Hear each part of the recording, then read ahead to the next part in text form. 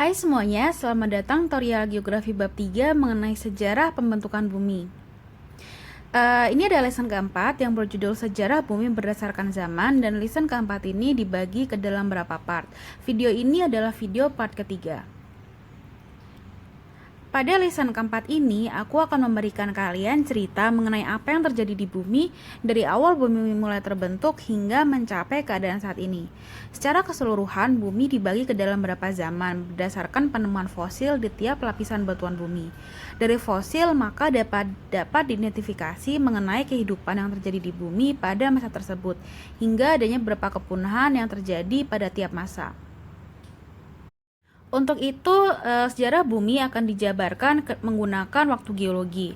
Waktu geologi relatif tidak menggunakan satuan yang dapat diukur seperti tahun, hari, atau jam.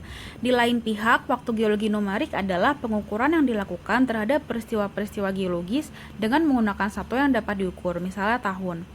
Nah, zaman sejarah pembentukan dan perkembangan bumi ini dapat dibagi menjadi 4, yaitu zaman Prekambium atau zaman yang paling pertama. Kemudian ada zaman Paleozoikum, zaman Mesozoikum, dan terakhir adalah zaman Cenozoikum. Part ketiga ini akan membahas penuh mengenai zaman Mesozoikum. Ini juga merupakan zaman yang paling terkenal. Masa Mesozoikum. Masa Mesozoikum disebut sebagai tingkat kehidupan pertengahan. Keadaan iklim pada waktu itu adalah panas dan basah. Hal ini diketahui dengan adanya pertumbuhan dan perkembangan flora dan fauna yang ada pada saat itu. Pada zaman ini mulai timbul dan berkembang tumbuhan-tumbuhan berdaun lebar, binatang melata, amfibi, dan ikan, serta binatang menyusui pertama. Namun penyebaran flora dan fauna masih sangat terbatas. Mesozoikum dibagi menjadi 3 zaman. Zaman yang paling pertama atau paling tua adalah zaman Triasik, kemudian diikuti Jurasik, dan yang terakhir adalah zaman Kapur atau Cretaceous. Oke, zaman yang paling tua adalah zaman Triasik.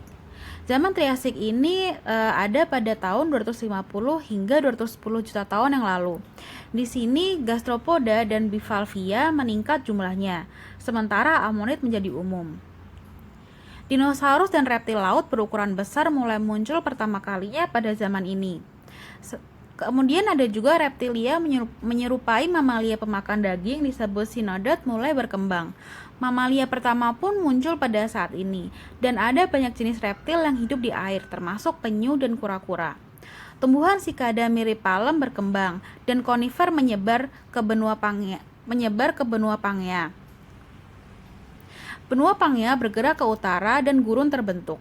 Lembaran es di bagian selatan mencair dan celah-celah mulai terbentuk di Pangea.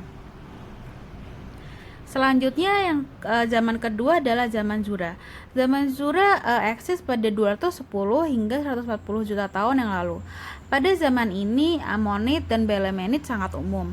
Reptilia meningkat jumlahnya. Dinosaurus menguasai daratan.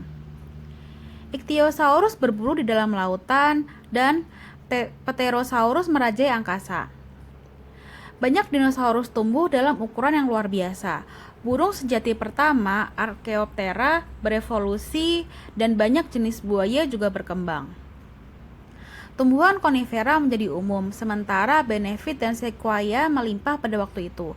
Pada waktu ini, Pangea terpecah di mana Amerika Utara memisahkan diri dari Afrika, sedangkan Amerika Selatan melepaskan diri dari Antartika dan juga Australia. Zaman ini merupakan zaman yang paling menarik bagi anak-anak setelah difilmkannya Jurassic Park. Zaman selanjutnya adalah zaman Kapur atau Cretaceous.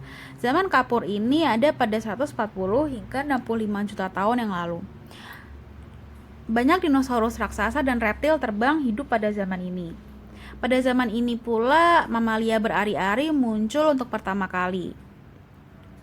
Namun pada zaman ini dinosaurus seperti Ichthyosaurus, Pterosaurus, Plesiosaurus, Ammonit, dan Belemnit diketahui telah punah. Namun ada mamalia dan tumbuhan berbunga mulai berkembang menjadi banyak dan berbentuk berlainan. Di sini iklim sedang mulai muncul dan India terlepas jauh dari Afrika menuju ke Asia. Zaman ini adalah zaman akhir bagi kehidupan binatang-binatang raksasa. Nah, saya telah menjelaskan mengenai zaman Mesozoikum dan sekarang di sini saya bisa memberikan beberapa ciri mengenai zaman Mesozoikum. Yang pertama, zaman Mesozoikum ini hanya ada sekitar 150 juta tahun. Jika pada zaman-zaman terdahulu keberadaannya dalam jangka waktu yang cukup lama, hal ini berbeda dengan zaman Mesozoikum. Zaman ini hanya bisa mempertahankan pola kehidupan sekitar 150 juta tahun saja. Sebab zaman ini merupakan zaman peralihan ke zaman baru yang lebih baik. Selanjutnya, perkembangan reptil sudah mencapai puncaknya, terutama dinosaurus. Reptil jenis ini berkembang cukup cepat pada zaman ini. Tidak dapat dipungkiri, termasuk dinosaurus juga sudah berhasil mencapai pada puncaknya yang tertinggi dan berada pada populasi yang paling banyak di muka bumi. Dan yang ketiga, pada zaman ini benua sudah mulai terbentuk karena adanya aktivitas pergerakan permukaan bumi.